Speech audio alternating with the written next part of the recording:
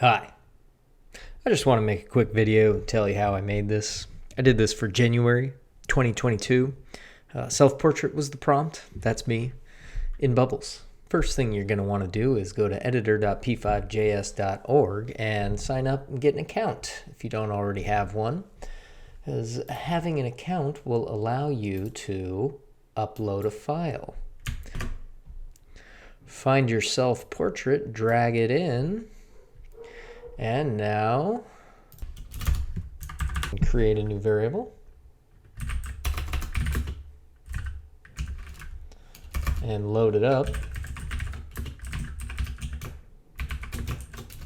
You'll want to do it in the preload function. That's where you want to load assets like images. Image equals load image. No. Self-portrait.jpg. All right. Let's change the canvas from 400 to 400 to image.width, image.height. And then we'll just print the image. Image at 0, 0. And get rid of that background draw and run that. Boom. So our image is printing. Now what we want to do is we want to take that image data and we want to convert it into circles, essentially. Bubbles, whatever you want to call it. So what we need to do is we need to grab random x and y values. Okay, so const x equals random anywhere along the width. So from 0 to width, we need a random value, and same for the y. We'll grab anywhere along the height. Okay, and then let's just draw a circle and see what happens. Circle x and y, and we'll just give it a radius of 10. Okay, there it is. It begins. All right, so let's pull out that radius. Oh, I guess it's the diameter technically. Oof, D. We will call that 10 for now.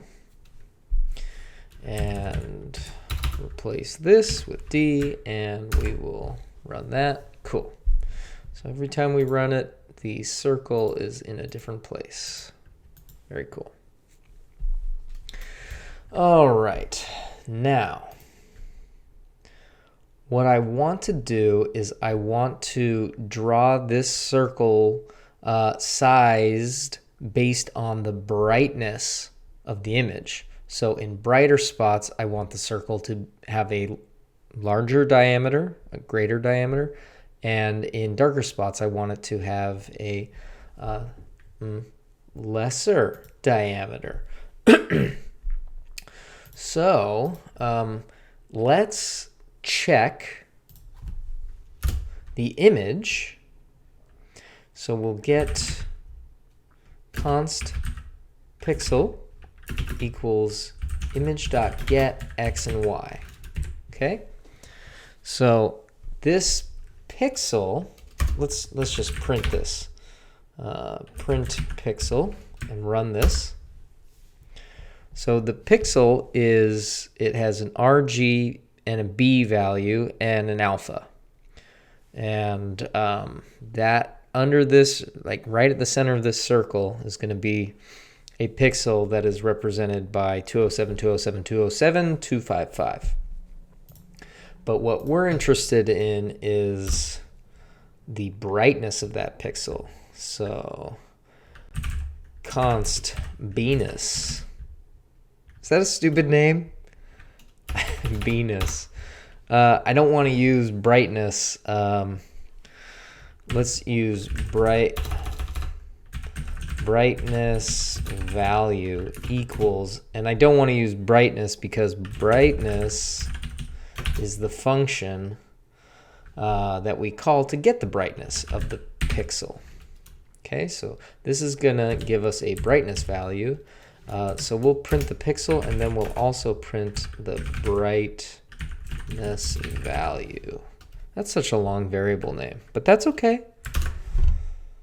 All right, looks like the brightness value is 46.27.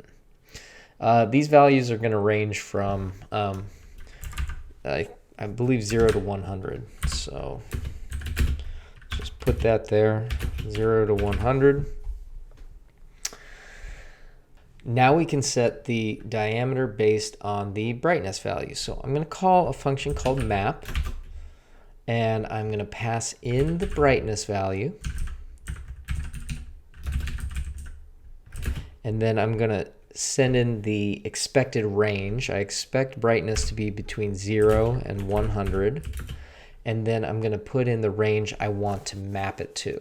So I want to map it to a series of diameters, maybe from 1 to 20. Okay? So if it's really dark, it's like 0, then the the diameter will be 1. If it's really bright, all the way bright, full brightness will bring us to a diameter of 20. Okay? So now let's check that. Okay. Pretty big in this big light area. Big, big. Oh, getting smaller in the dark area. That's good. Yeah. Ooh, yeah, look at that. Tiny little circle. Cool. Okay, so that's working as expected. I expect. Now, I think it's just a matter of finessing. Let's just do this more times. Okay, for let I equals 0, I is less than 100, I plus plus. Okay, so for 100 times, let's move this into here. All right, so now we'll just make 100 circles. All right, coming along. I think we need more circles. Let's try 1,000.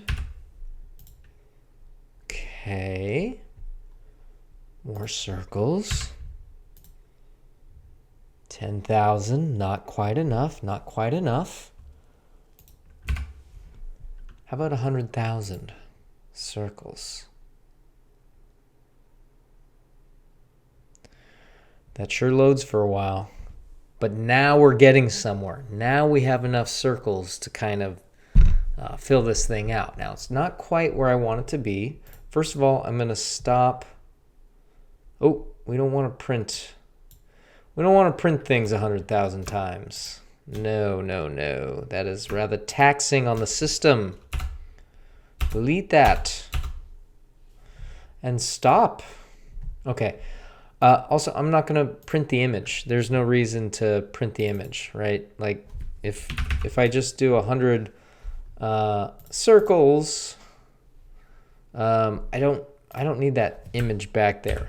I'm still reading the image data off of this, but I don't have to have it in the background. So now when I do 100,000,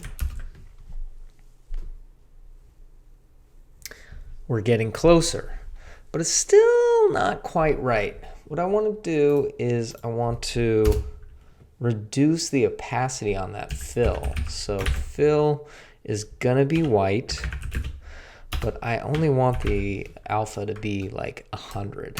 Let's try that. Okay. Now that's starting to feel a little bit better to me. I mean, that's basically the crux of this effect. You can get in there and you can change the stroke width, for example. SW stands for stroke width. Map the brightness value